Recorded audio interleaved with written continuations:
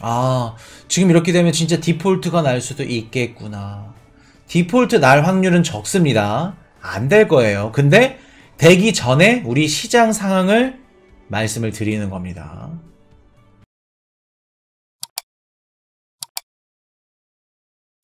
시장이 하락한 이유 중에 조금 좀 들어간 뭐 때문에 이제 빠졌냐? 바이든이 2024년도 회계연도 예산안을 발표했습니다. 근데 6조 8,800억 달러라고 거의 우리나라 원화로 한 1경 좀 안 되는 9,139조 원을 발표했습니다. 요게 이제 필라델피아 연설에서 이제 발표를 했는데 요게 시장에 좀 악영향을 끼쳤죠. 이게 왜 악영향을 끼쳤는지 한번 말씀을 드릴게요. 자, 국방비 증액과 공감, 증세 복지 축소 격돌. 그래서 우리 바이든 대통령이 예산안을 발표했는데 지난해 2023년도 회계연도보다 8% 정도 증가했다 그래요. 그러니까 국방이랑 뭐 복지 예산이랑 이런 것들을 좀 많이 늘렸다는 건 우리가 좀 돈을 더 풀겠다, 많이 쓰겠다 라는 건데, 요게 왜 시장이 안 좋았을까? 좀 자세하게 봤더니 국방비가 1175조 원 3.3% 증가를 했어요. 그리고 뭐 지역 이게 이제 인도 태평양이라 그래요. 그래서 얘네들 좀 중국 경제를 하기 위해서 얘네 지역의 예산안을 91억 달러 증가를 시켰고, 또 나토 동맹국들 지원하기 위해서 60억 달러, 핵무기 또 억제 이거 강화하기 위해서 377억 달러, 그리고 다양한 연방 정부 복지 예산을 계속해서 늘려가면서 2023년 회계 연도보다 8% 증가를 시켰습니다. 이게 뭐를 의미하는 걸까? 다 이런 예산들이 우리 코인 이슈가 비트코인 1억 5천만 원 갈 겁니다. 반감기 때 유동성이랑 맞물리는 액수입니다. 요게. 그래서 우리가 중요한 거예요. 요 금액이 더 높아지면 높아질수록 우리 코인에 유동성이 들어올 수 있는 확률이 더 높아진다는 걸 의미합니다. 와, 그럼 코인 이슈님 8% 증가했고 9천조가 들어오는 건가요? 그거는 아니죠. 그냥 단순히 바이든이 2024년 회계연도 예산안을 발표했을 뿐이지, 이거를 누가 통과시켜줘야 돼요? 공화당이 통과시켜줘야겠죠. 근데 공화당이 이거 통과시켜줄까? 순순히? 그렇기 때문에 시장의 악재로 작용을 한 겁니다. 자, 또 무슨 얘기를 하냐면 10년간 연방정부에서 재정적자를 위해서 2조 9천억 달러를 줄이겠습니다. 이런 계획까지 발표를 합니다. 우리가 지금 빚이 좀 많죠? 2조 9천억 달러를 줄일게요. 근데 어떻게 줄여요?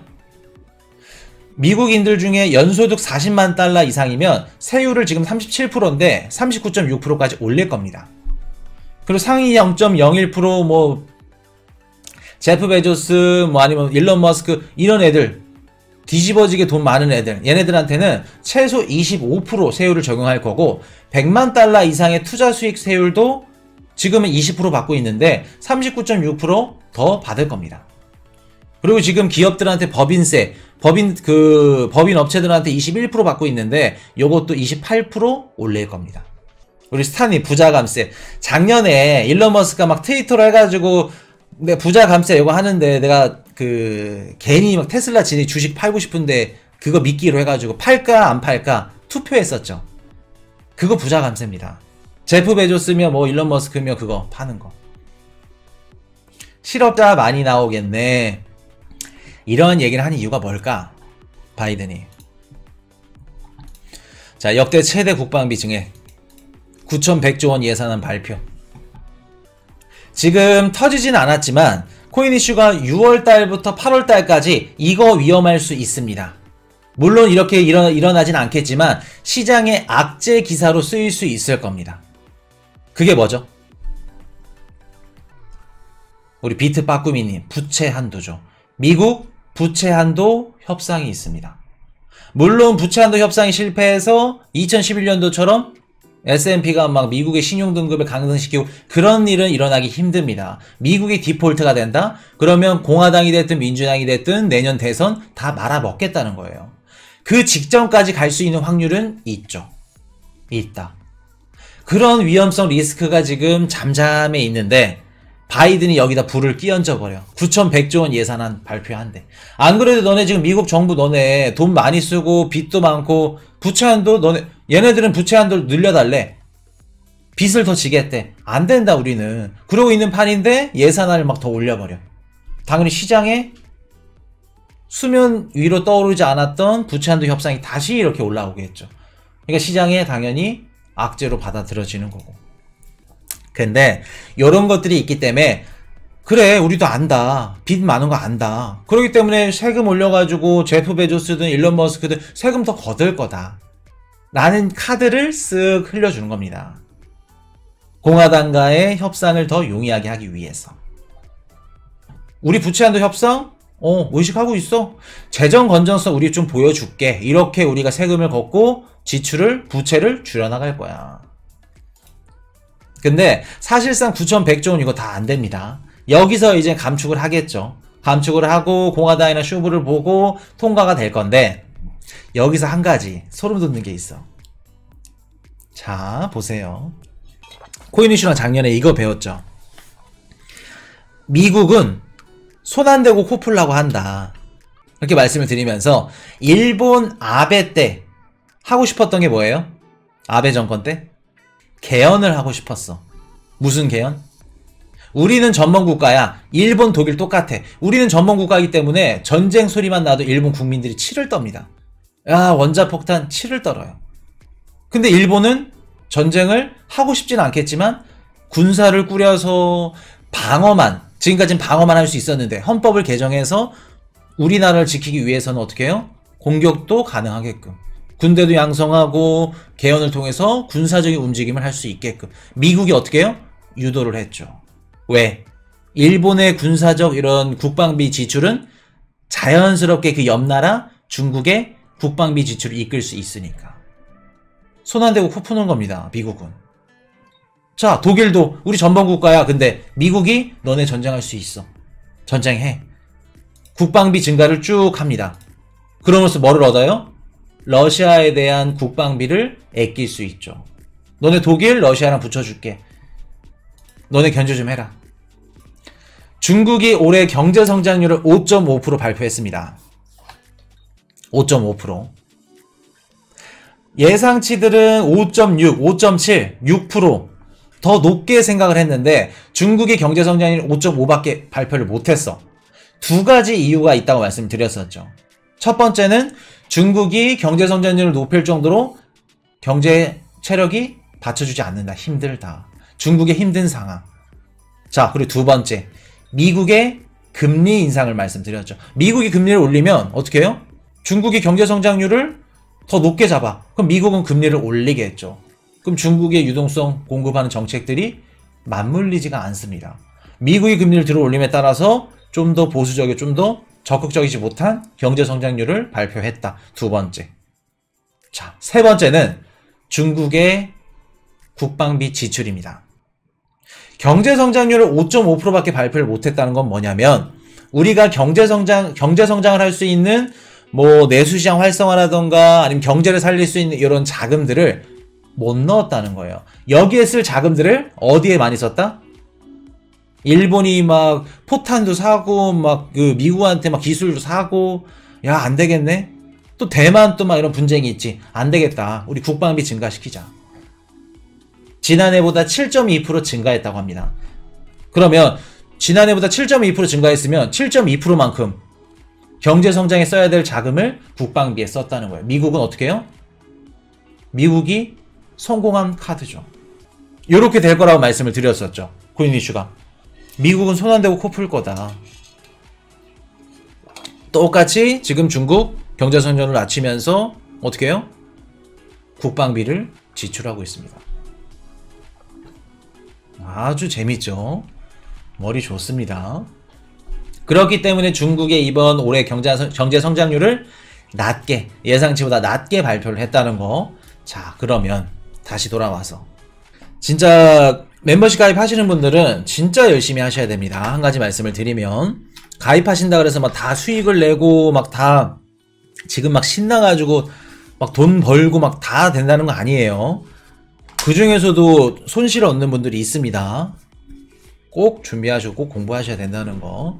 그래야 2년 3년 우리 비트코인 반감기까지 진짜 질질 끌고서라도 어린 놈한테 싫은 소리 잔소리 들어가면서도 끝까지 책임을 질 거니까 진짜 공부 열심히 하셔야 된다는 거 잘 따라오셔야 됩니다.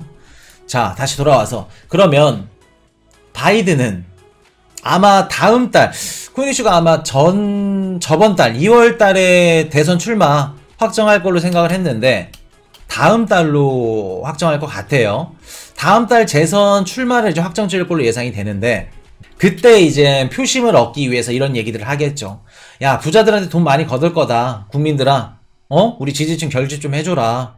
우리 이게 세금 더 걷어가지고 윤택하게 쓸 거다. 정부에 돈도 뿌리고 못 사는 사람들 나눠주고 이런 얘기들 할 겁니다. 그 카드를 위해서 이번에 또 우리 국방 예산 싹 얘기하면서 뭐예요? 우리 세금 올릴 거다. 그런 얘기까지 지금 다 밑바닥은 지금 다 깔아놨어요. 카드는. 그러면 우리 코인 시장이든 주식 시장이든 이런 것들 영향을 주는 요소들이 뭐가 될까? 지금 시점에서 바이든이 이렇게 사상 최대 국방 예산부터 시작해서 연방정부 예산안을 높게 발표했다는 건 아까 우리 어떤 분이 말씀하셨지? 문경희님, 학자금 탕감도 통과 안 되었는데 이게 통과될까요? 맞습니다. 4천만 명한테 학자금 탕감해주겠다. 아직 그거 머물러 있어요. 자, 그러면 많은 사람들이 학자금도 안 되는데 이거 통과될까? 이렇게 많은 금액을? 다 이런 생각일 겁니다. 그러면 시장이 뭐를 제일 싫어해요? 주식 시장이든 채권 시장이든 코인 시장이든 뭐를 제일 싫어한다? 하나하나님은 뭐 어디 보시는 것 같아.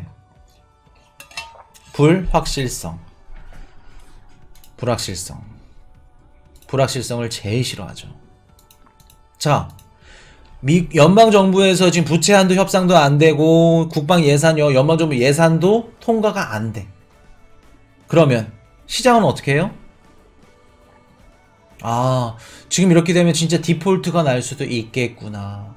디폴트 날 확률은 적습니다. 안 될 거예요. 근데 되기 전에 우리 시장 상황을 말씀을 드리는 겁니다. 이해되셨죠? 그렇기 때문에 요런 부분들, 그래서 연방정부의 예산이 소진되는 예상 시점이 빠르면 6월부터 8월까지입니다.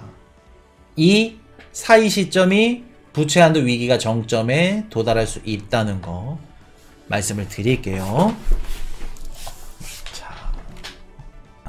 우리 서진님, 코슈님 말 듣고 현금 잘 보유하고 있었네요. 좋습니다. 현금만 보유하고 계시면 준비가 돼. 항상 우리 기회는 준비된 자만이 잡을 수 있다는 말씀을 항상 드리죠. 준비만 하시면 기회 잡을 수 있다는 거. 제일 서럽고 제일 가슴 아프고 제일 속상한 게 뭐냐면 이렇게 비트코인 가격이 하락하고 막 남들 막 다 웬만한 사람들은 다 막 힘들어 하니까 우리 코인 이슈 방송 트니까 막 신나가지고 막 돈 욕심에 눈에 막 욕심이 그득그득해. 얼마나 더 막 싸게 주우려고 그렇게 하고 있는데 나는 준비를 못해서 현금이 없네. 가격이 떨어져도 못 사는 거. 그거만큼 속상한 게 없습니다. 이해되셨죠? 작년 우리 코인 이슈 방송을 1년 넘게 보신 분들은 그런 걱정은 단 한 개도 없어. 왜? 코인 이슈 방송 보시면서 준비를 야무지게 했거든. 진짜 야무지게 했거든. 이해되셨죠? 준비된 자만이 기회를 잡는다는 거. 자, 그렇게 말씀을 드리고. Hey, I got a confession. Been losing all momentum. Just because it's easy, that don't make it better.